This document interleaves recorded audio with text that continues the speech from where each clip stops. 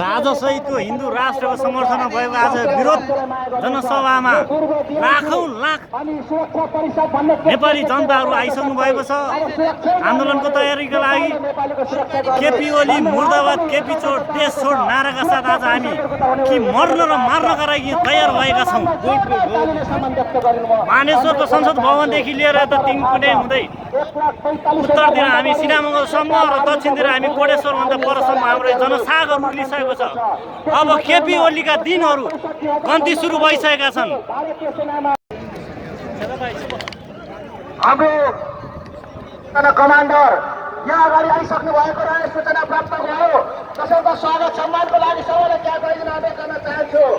र हाम्रो सर्वोच्च जन कमान्डर श्री दुर्गा प्रसादज्यूको उपस्थिति यहाँ भइसकेको रहेछ। कृपया जोरदार ताली सम्मानलाई अनुरोध गर्न चाहन्छु। र अब सम्पूर्ण निरन्तरता गरिदिनु न श्रेष्ठ अधिवक्ता विष्णु भट्टराज्यूलाई निवेदन गर्न चाहन्छु।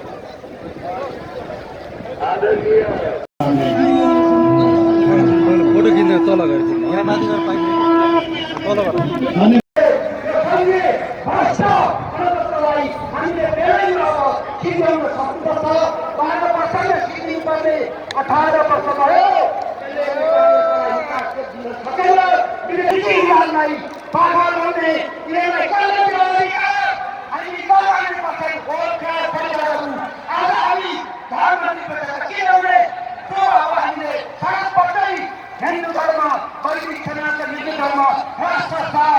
अब हाम्रो र्याली औपचारिक रूपमा सुरु भयो। अब हामी तिनकुनेपट्टिबाट एयरपोर्ट हुँदै र्याली सुरु गर्दैछौँ। र्यालीका लागि साथीहरू धमाधम आइरहनु भएको छ।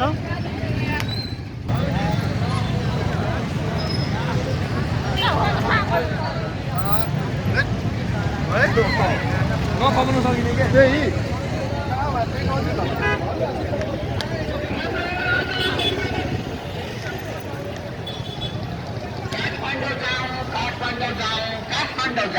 नालायक भ्रष्टाचार केपी ओलीको सरकारले अब यो जनसागर थाम्न सक्नेवाला छैन र गणतन्त्रको टुप्पी अब डुबिसकेको छ। चाँडै नै गणतन्त्र फालेर हामी राजसँग सहितको हिन्दू राष्ट्र कायम गर्नको लागि यो र्याली सुरु भइसकेको छ। राष्ट्रप्रेमी न्यायका पक्षधर आमा बुबा त्यो खतम पारिसक्यो नि सिसा तोडफोड सुरु हुन थालिसक्यो। उतापट्टि अस्टुल ग्यास कालो घरको सिसा हानिसक्यो। त्यो कालो सिसा भएको घर यता पनि हान्छ होला। त्यता हानिसकेपछि खतम पारिसक्यो ल है। अस्टुल ग्यास हाल्नु त धुवा निस्किरहेको छ।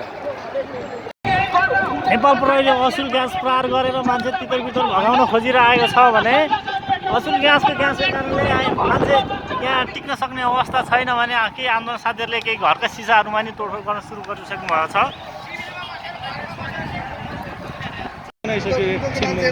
नेपाल प्रहरीले असुल ग्यास हानेर यो शान्तिपूर्ण र्यालीलाई ज्यादती गरिसकेको छ।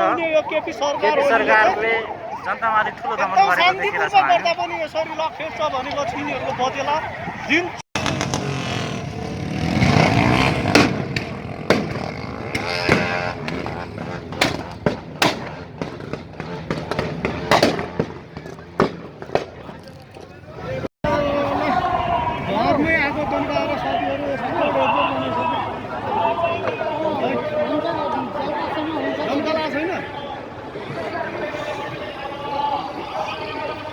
त्यसले गर्दा ल्याउन पाएँ नि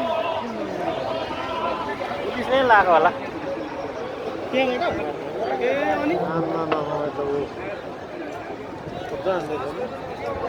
घरमा पुरै आगो लाग्यो। अझै पनि यस्तो गर्नु नहुने हो क्या पुलिसले चाहिँ। अझै पनि असुल ग्यास फाल्नु नहुने हो क्या। यस्तो यही गरेर त झन् यस्तो भएको अनि प्लास्टिक पोलेर प्लास्टिक हाल्नुपर्छ यो ग्यास कहाँ छ? यस्तो भइसक्यो हामीले हुने क्या अब।